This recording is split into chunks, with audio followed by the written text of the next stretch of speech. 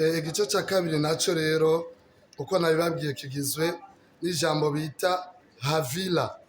Havila ni iki? Havila ni hehe? Murabizi neza mu itanguriro nk'uko byanditse, Imana irema umwana w'umuntu ikarema Adamu. Yaravuze ati enda tureme, reka tureme umuntu mu ishusho yacu ase natwe. Imana rero ikirema Adamu mu shusho y'Imana, irema Adamu.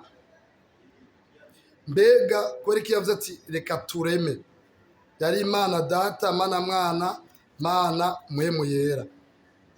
Baca barema umuntu mu ishusho y'Imana ari we Adamu. Murabizi ko imaze kurema Adamu, ko Imana yavuye ibona Adamu ibona ananezerewe, ikiramusinziriza, ikimukuramwo Eva.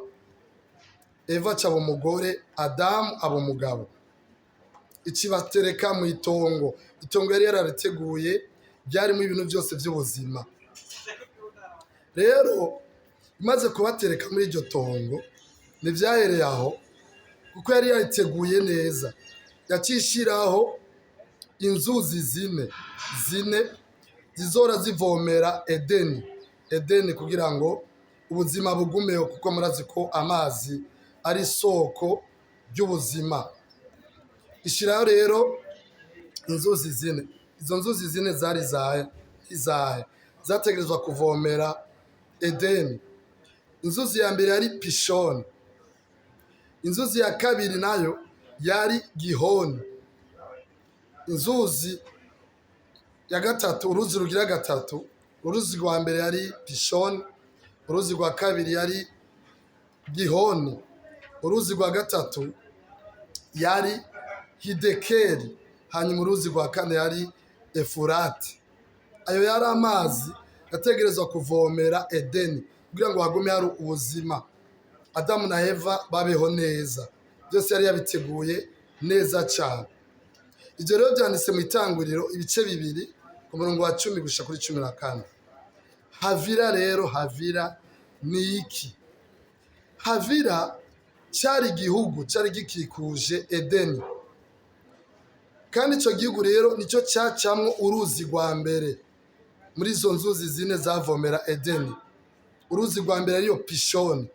Urwo ruzi rwaca muri icyo gihugu cyitwa Havila. Havila rero hava iki?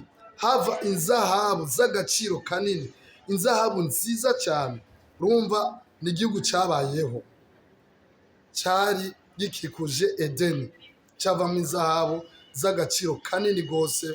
Hanyuma uruzi rwa mbere rwacaho rero ariho Pishoni rwavomera Edeni. Murumva ko zari inzuzi zine, hariho Pishoni uruzi rwa mbere ariko rwaca aho muri Havila, hari inzahabu z'agaciro kanini. N'uruzi rwa kabiri yari Gihoni, uruzi rwa gatatu yari Hidekeli, hanyuma uruzi rwa kane yari Efurati. Ni iryo rero insiguro ya Havila, cyari igihugu gikikuje Edeni, gicamo uruzi rwa mbere Pishoni rwavomera Edeni. Niyo rero insiguro ya Havila.